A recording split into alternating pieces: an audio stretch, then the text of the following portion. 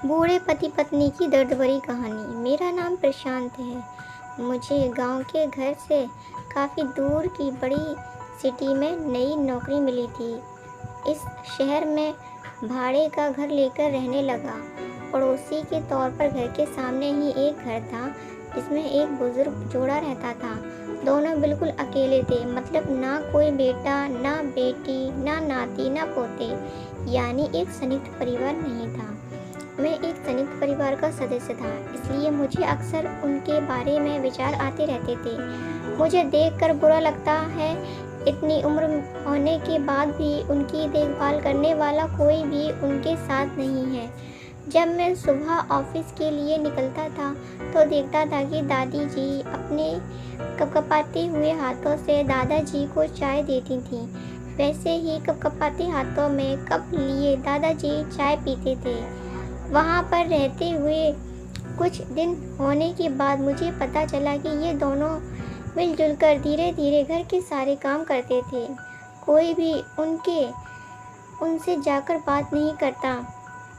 इतने दिनों में मैंने उनकी आवाज़ तक नहीं सुनी थी। जब मैं शाम को ऑफिस से घर आता था तब दोनों को घर के आंगन में बैठा पाता था और उन दोनों के ही चेहरे पर थकान साफ साफ पड़ पाता था। मेरा मन कई बार करता था कि उनसे जाकर बात करूं, लेकिन फिर किसी वजह से मेरे पाँव वहीं पर थम जाते।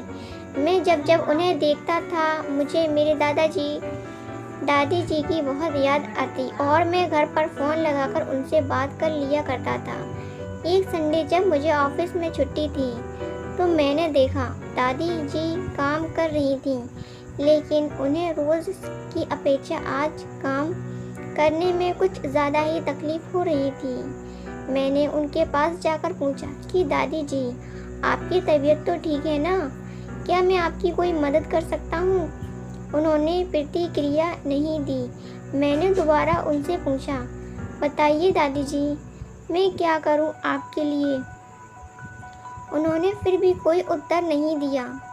मुझे काफ़ी आश्चर्य हुआ। कुछ मिनटों बाद दादाजी वहाँ आए और वह भी कुछ नहीं बोले।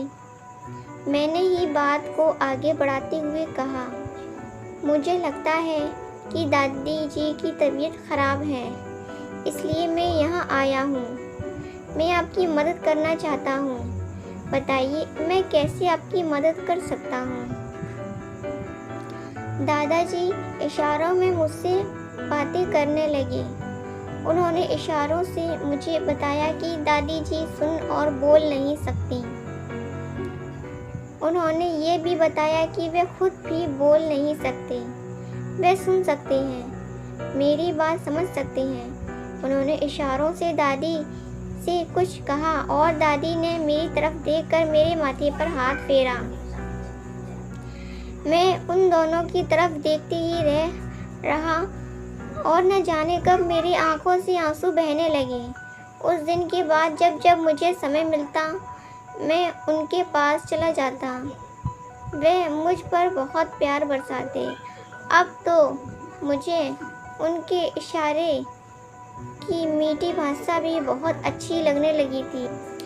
एक दिन मैंने दादी जी से पूछा कि वे अकेले क्यों रहते हैं, क्या उन्हें कोई औलाद नहीं है?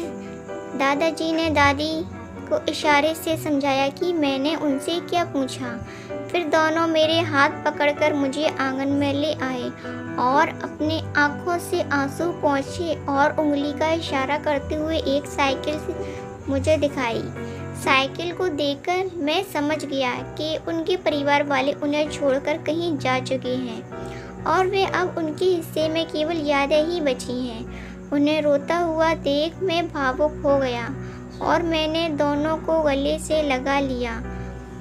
उन्होंने मेरे ऊपर अपने सीने में सालों से बंद बोझ के बादलों से प्यार की इतनी बारिश कर दी कि मैं पूरी तरह उसमें भीग गया। दोस्तों, इस कहानी से कई लोग कनेक्ट कर पाएंगे क्योंकि ये सिर्फ कहानी नहीं है, ये कई सारे विचार बुजुर्ग लोगों की सच्ची दास्तानें हैं। दोस्तों, वीडियो कैसी लगी कमेंट में ज़रूर बताएं। चैनल को सब्सक्राइब करें, वीडियो को लाइक करें।